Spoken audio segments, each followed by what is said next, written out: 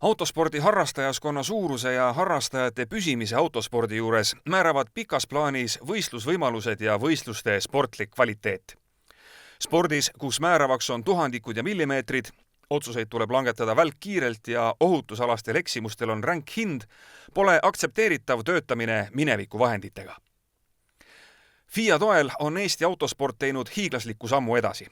Rallycrossis, kardispordis, ringrajal ja peagi veel mõnelgi teisel autospordialal on meil nüüdsest kasutada maailma tipptasemel tehnoloogia.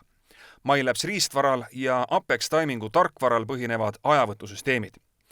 Pixel.com toodetud FIA Grade 3 nõuetele vastav digitaalne lipusüsteem, RGMMC toodetud videokohtunike riist- ja tarkvara, milles sisalduva 30 kaameraga on võimalik tagada žüriile igakülgne ülevaade kvaliteetsete otsuste langetamiseks kõigis võistlussituatsioonides.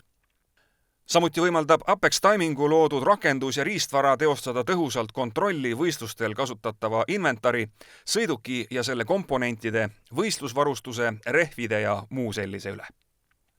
EAL on leidnud noore ja motiveeritud meeskonna, kelle juured on sügaval autospordis ja kelle pühendumisel on tipptehnoloogia edukalt juurutatud 2024. aasta hooajal. Täna oleme abistanud oma võimekusega ka juba naaberriike ja pole kahtlust, et sel moel on tõusnud nii autospordi populaarsus kui ohutus. Täname FIAt toetuse ja usalduse eest.